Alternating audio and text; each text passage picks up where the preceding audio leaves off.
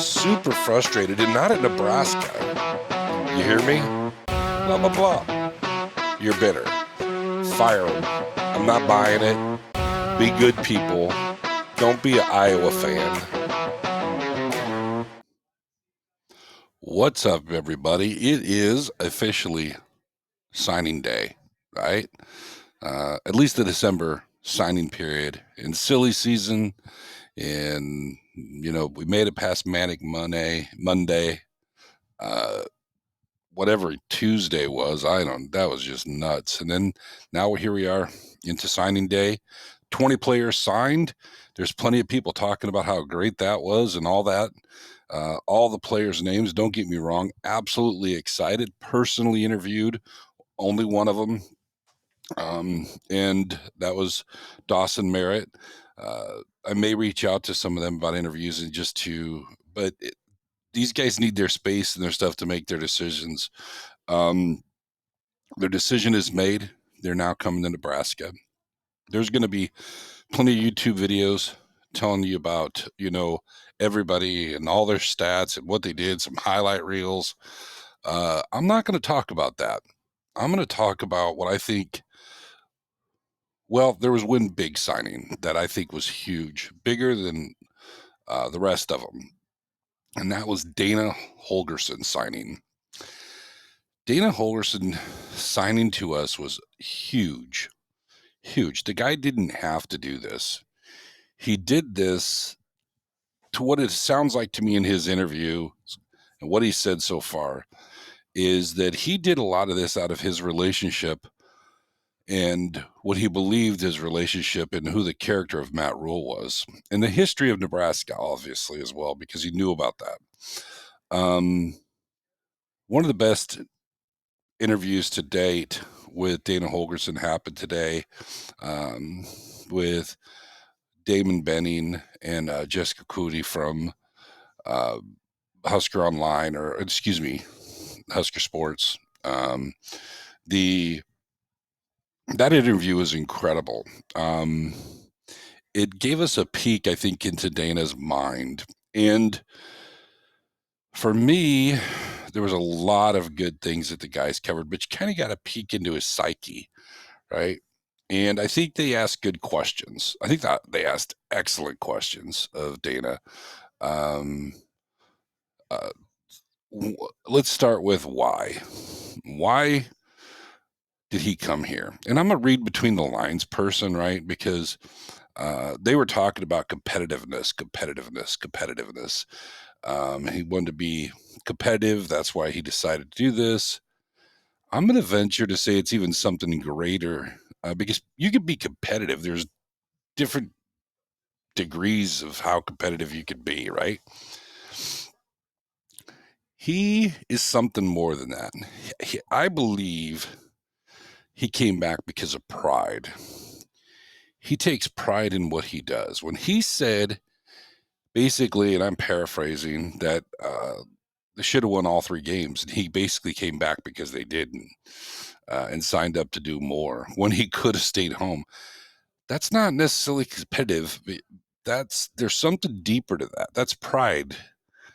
Because when you compete, at the end of the competition, you can walk away.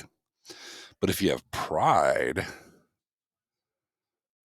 you're going to get up and come back in. That's not competitive because all those games have had an end, right? He had pride. He's a prideful guy, and I like that. He takes pride in his work, right? It wasn't pride in necessarily, I didn't get the feeling it was necessarily he was prideful of himself. He took pride in his work and what the opportunity was. He made a lot of sense and said some really great things in that interview. Like how he thinned down the playbook and the logic behind that. Why do you need 150 plays if you're never going to get 150 plays in a game? And his approach to the offense and what they could be, about, and I'm paraphrasing, but he said, are we run? Are we pass? I've done it all. He goes, I am what the defense is going to allow us to exploit, basically. He said, if we need to run every time, we will. If we need to pass every time, we will. If there's a play that works, we're going to run it again. If, we'll run a play 2 times. If it works well, we might run it 4 times. And that was in reference to the size of the playbook as well, right? But it's all related. It's all related. They think of their offense and their skill sets as one complete thing, right? And he brought up good points, is that, the talent that he has in this new era is going to change yearly. I'm expected big things. I think Dana Holgerson was our biggest signing day win. That guy gets it. It is super unfortunate that we're losing a couple of people. Terrence Knight and Garrett McGuire's staying on staff for the time being. Don't know what that all will eventually look like, but he's staying on staff at some capacity. Dana brought in his receivers coach, Shorts Jr., Akil Shorts Jr., yeah. Great history on that guy. But I don't want to also take away from all the recruits that signed today. There's the hometown, home state guys, the protected circle. I am super pumped up for these guys. Tyson Terry, out of Omaha North. I've actually known the family there for years, and they are quality people. They are competitive, hard workers through and through. If you're from Nebraska, you've probably know their family as well at some point, because definitely if you're in Omaha.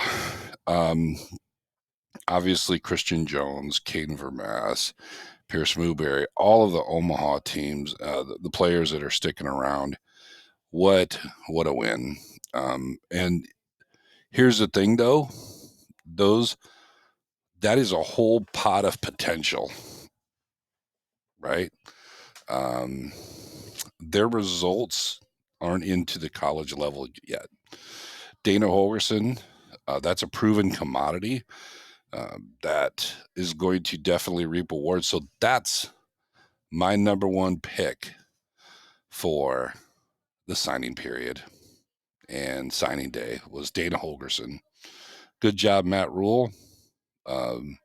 Look forward to all the players. It's time to get to work for them and Dana. But good job. Great job putting a team together. A class together for 2025. Guys will be coming in. The ones that are graduating early should be getting ready to, for too long, come in, get to work, maybe see some bowl game. So thank you, everybody, for tuning in. That's my quick analysis. Number one signing person that signed on the line for this signing period was Dana Holgerson. Great job, Matt Rhule, recruiting him, bringing him in. You worked on him for years, sounds like. Glad to have him. Everybody have a great evening, and peace out.